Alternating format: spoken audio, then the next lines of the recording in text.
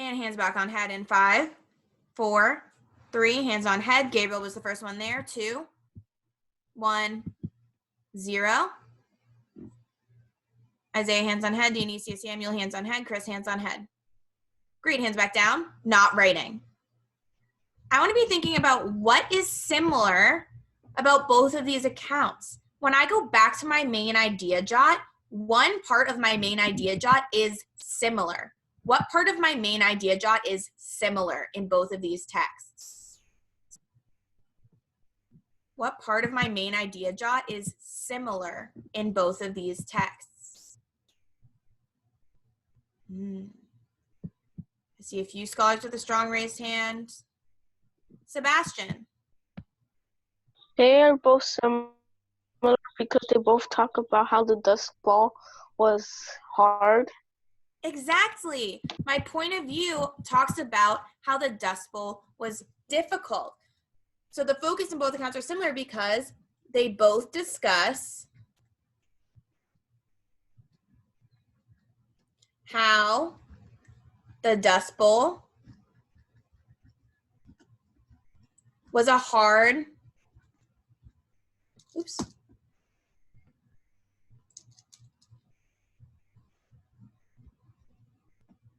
time for the people.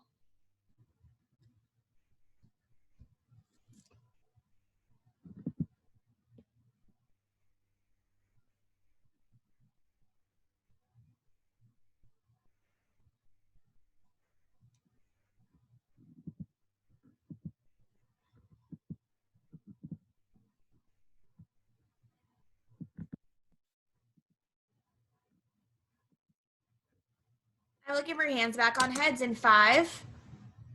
4, Ayanna Chambers was the first one. 3, 2, 1, 0.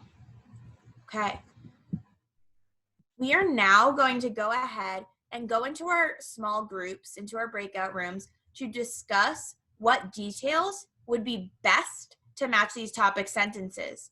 We're going to have you do, we're going to work with you through the first 2 pieces of evidence for A and B in the first paragraph, and then you're going to have to do C, D, E, and F a little bit more independently. We should be seeing that you were able to find details that match the topic sentence properly. Mr. Tanner's going to go ahead and send us into our breakout rooms, and we're going to be in those breakout rooms for 10 minutes. We're going to go into those breakout rooms for 10 minutes. All right, we're all set. We're going to be sent into our breakout rooms now.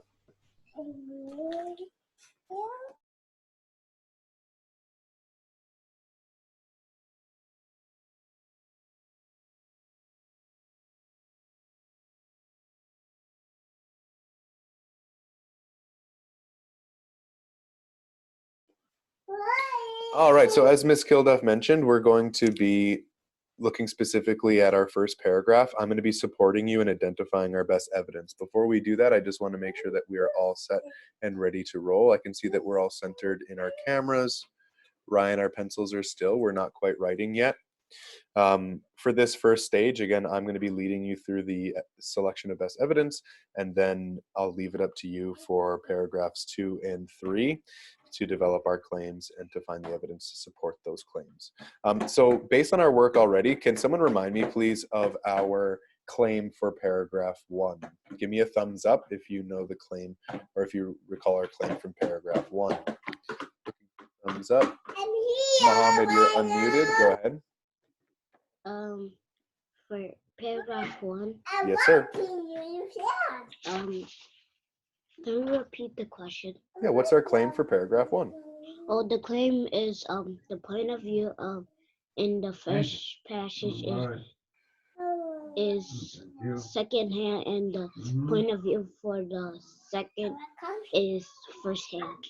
Lovely. Thank you so much, Mohammed. And so it is our job to flip back into the text to both passages to identify the evidence that is going to help us to see that our first passage is secondhand and our second passage is firsthand. Okay, so flipping with me now, we're going back to our first text, Dust Bowl migration. I want to see those exaggerated flips so I know that it's in front of you. Good. Thank you, Zoe, for showing me that you're where you're supposed to be. And so in front of us, we have our second-hand account. How do I know this is a second-hand account? This is a second-hand account because Ms. Portillo, I'm not sure now that we're in breakout rooms that I can send you. So you might. No problem. I'll just stay here with you guys. Beautiful. Sounds good. Glad to have you. And so I know it's a secondhand account because the narrator is telling us about our Dust Bowl migration, not from a perspective of being there, but likely from a perspective of research, like a historian. And so I'm looking for key facts or details, Dionysia. I know you're listening when your eyes are tracking your screen. Good. I'm looking for key facts or details that help me to see that this is teaching me about our topic of the Dust Bowl migration. Typically, historical facts or details will help me to do that. So scanning through, I notice there's a historical fact in paragraph 5. It says, in 1941, the United States began to fight in World War II. Now, I know that that's a secondhand account because the narrator or the speaker in this informational text was not in World War II. Likely they weren't even alive in 1941. And so that is a detail that helps me to understand my topic. So I'm going to underline our first sentence in paragraph 5. In 1941, the United States began to fight in World War II. And I'm going to label it paragraph 1. Show me your pencils. We're underlining our evidence.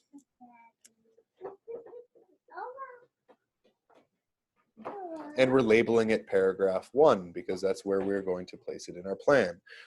I want to see that exaggerated flip. We're flipping back to our planning page.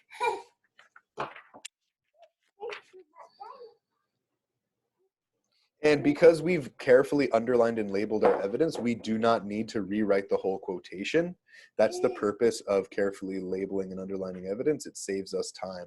So instead, what we can do is write evidence 1, paragraph 5. And so what you see here is evidence 1, paragraph 5. That helps me to go back to the location where the information is found. And when we're actually writing our extended responses, it'll allow me to flip quickly, find the quote, and write it in my specific paragraph. Shout out to Dionysia. I see that she's writing urgently.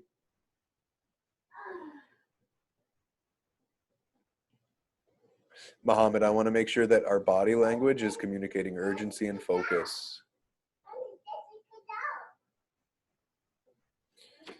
Isaiah, I see your hand. Go ahead. What's the second one say? We're not on our second piece of evidence just yet. We're going to talk about that in a moment. Oh.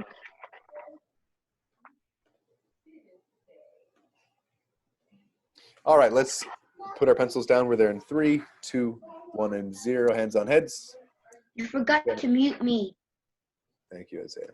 Hands on heads. Thank you, Zoe, for following through. Thanks, Chris.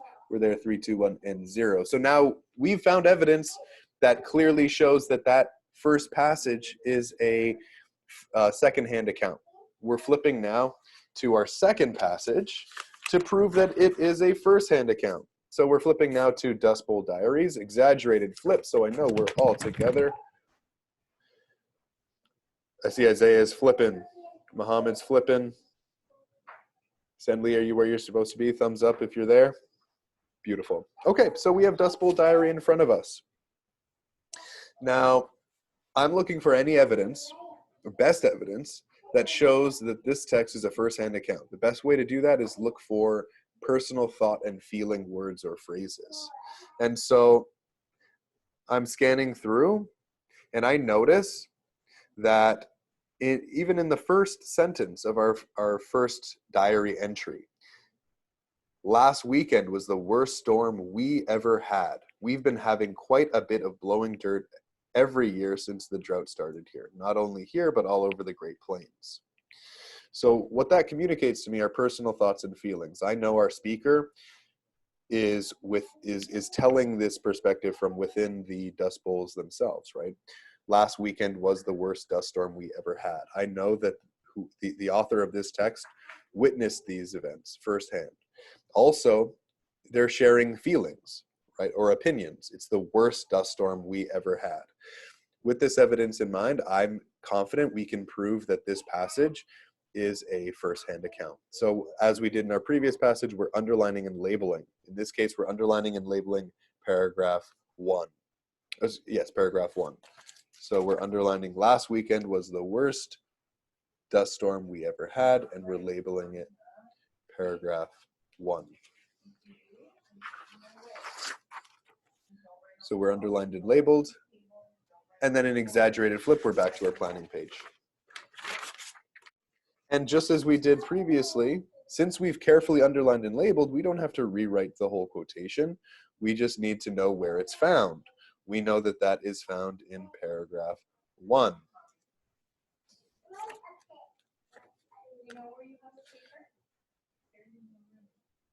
All right, hands on heads when I know you're ready. Great, we have our evidence underlined and labeled. We're there in 3. Ready, 2, 1. Ryan's all set, and 0. Good. So we have our evidence for paragraph 1. We're going to move on to paragraph 2. Paragraph 2, flipping back to the bullet point, we're going to describe how the point of view helps the writer to convey their ideas. Now, I'm looking for a brilliant mind to remind me what a first-hand account expresses or communicates and what a second-hand account expresses or communicates. First of all, Mohammed, what does a first-hand account communicate? A first-hand account expresses facts from the author that didn't experience the situation. Now that to me, it sounds like you're describing a informational text or historical text. What would we call that type of text, Mohammed? Second. Excellent. So that's the quick fix. You described a second-hand account really nicely as sharing key facts and details about that topic. So then what does a first-hand account express? Dionysia, you're unmuted. The first-hand account is your feelings. Yeah, exactly. So the purpose of our paragraph here is to show that the first-hand account shows the personal thoughts and feelings of the author, whereas the second-hand account communicates key facts and details about our topic. What we want to do here is flip back into our text to find evidence that shows thoughts and feelings from our first-hand account and key facts and details, helping us to understand our main idea from the second-hand account. I've modeled for you our selection of best evidence. I'm confident that we'll be able to choose that best evidence and incorporate it into our extended response. We're going to be pulled back into our rooms now, or back into the main room. I'm going to close this up.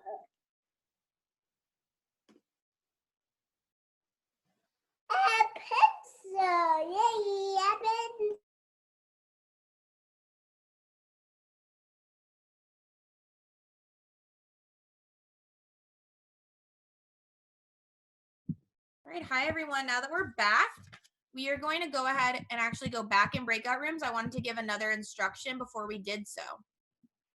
Before we head into breakout rooms, now that we have all of our planning page done, and if you don't, that's okay. You're going to have to finish it up during this time.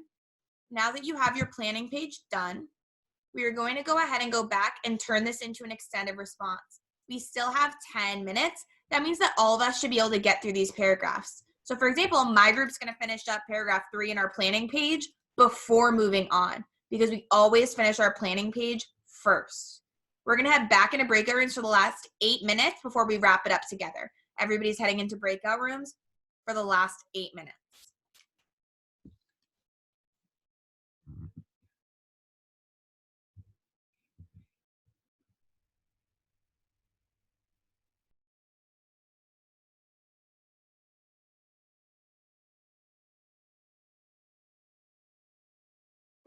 I'm unmuted. I've modeled for you the creation of paragraph 1 in terms of evidence selection. We just finished off in talking about selecting best evidence for paragraph 2. We need to quickly find that evidence for paragraph 2. wrap it up with paragraph 3, and we can move on. Christopher, I know you're listening when your body's still. I'll send you in a moment after I know that your planning page is complete, okay? So again, we're gonna complete our planning page, and then we're gonna dive into the actual writing of our extended responses. We're leaning into our packets, just like Dionysia, just like Isaiah. Mohammed, I know you're ready to complete your planning page. Yep. When you're leaning into your packet and your pencil's moving. We're going to have to be very quick because at this point we only have 7 minutes remaining. So quickly get your claim, and then we're going to circle back to find evidence to support it.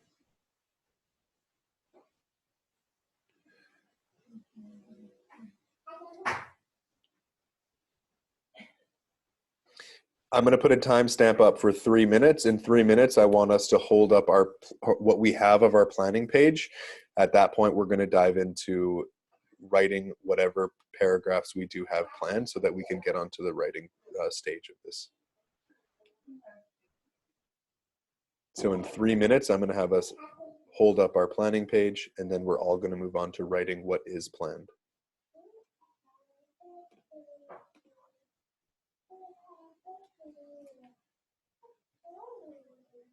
Mia, I know you're working urgently when you're leaning into your packet and your pencil's moving.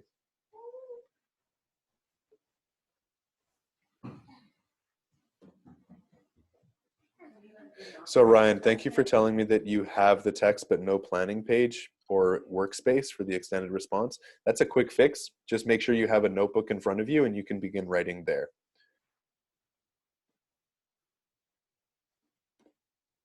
Emily looks pretty focused right now. Absolutely. Nice job, Sindley. You too, Dionysia, and Isaiah, you too. Mm-hmm. Zoe, I see your pencil moving. Keep it up, girlfriend. I got my pencil. Nice work, sweetie pie. Can I have pencil? You have a very enthusiastic teaching assistant. That's right.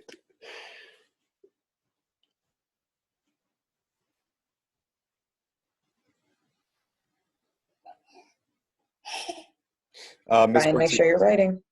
Ms. Portillo, just as a note, typically I would have used my document camera to showcase evidence selection, but we had a bit of a shuffle with workspaces and I didn't have the document camera set up. No worries, we'll figure it out. I have this one. Quick fix there, Mr. Tanner. I know it's like tricky to show a paper in front of the document camera or in front of the computer camera. Yeah. But that could be like one way to do it. I know it's not super easy to see. Okay. Yeah, that's what I tried to do, but. Mm-hmm. Yeah, we'll figure it out. No worries. Thanks, Ms. Portillo.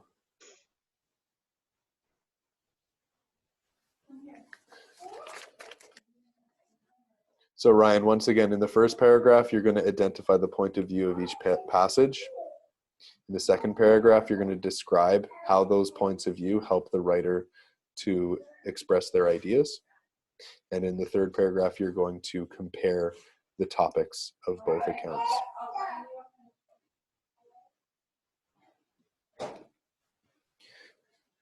And I'm looking for that sustained effort, that endurance. I'm seeing it from Sen Lee still. I'm seeing it from Dionysia. Isaiah's remaining greatly focused. We are down to 45 seconds and we're going to hold up our planning page. Ryan, I'm glad to see that now that you've been given that instruction, you're really focused and you're down to work. Zoe, just keep going. I'm glad to see that you're ready to showcase your planning page, but just keep working until we're told.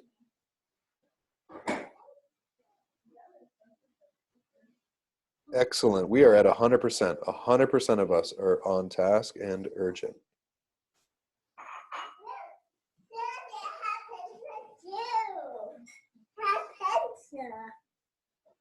Are you going to write something?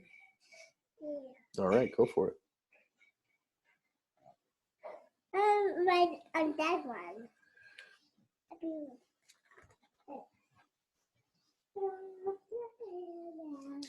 All right, so we're going to pause right there, quickly showing our planning page wherever we're at, holding up our work. Let's make sure that, again, we're mindful of an appropriate distance from the camera so that I can actually see. I see a strong effort from Dionysia. I see that she has her evidence labeled according to the paragraphs in which she found it.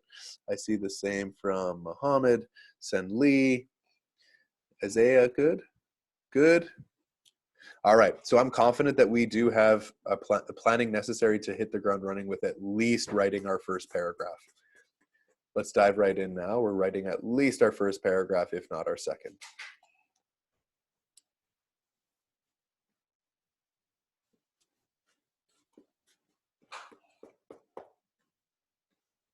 Good, I love to see that flipping. That's a sign that we're really digging into the work and we're thinking carefully about our evidence, where it's found, and how we're going to incorporate it into each paragraph.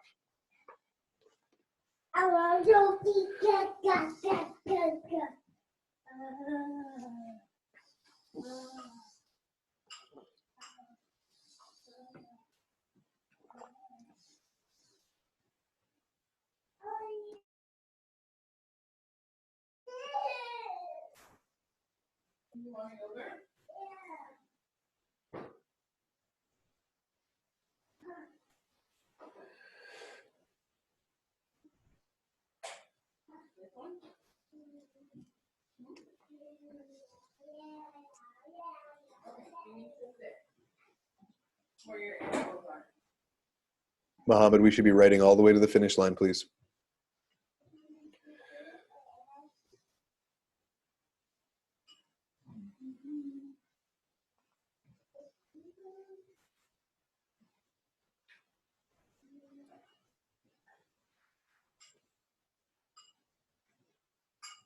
Zoe, I know you're urgent. You're focused on your work when your eyes are on your packet.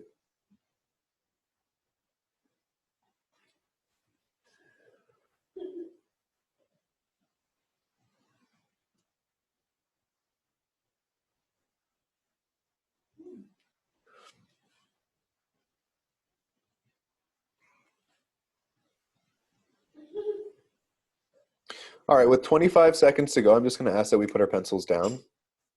Put your hands on head so I know you're all together. You're with me. Waiting on Mia, waiting on Zoe to get back on camera, Christopher, and Senli. Good, so our focus today in creating our extended responses was on first-hand account versus second-hand account. Bottom line, first-hand account, personal thoughts and feelings. Second-hand account, key facts and details.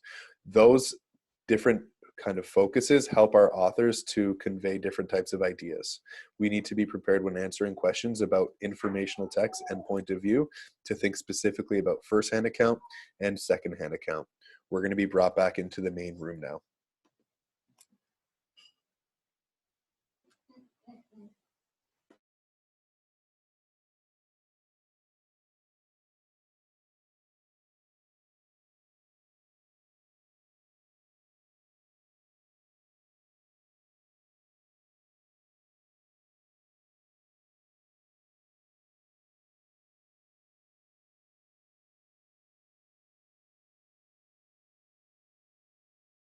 I was muted. We're all going to bring it back. We're stopping our work and tracking me. 3, 2, 1. All scholars are still. 0. All right. We are going to wrap up now. We're keeping in mind that when we write an extended response, we always need to find details for each paragraph that match our claim. When we write an extended response, we need to find details for each paragraph that match our claim. Okay. We're going to go ahead and head to lunch now.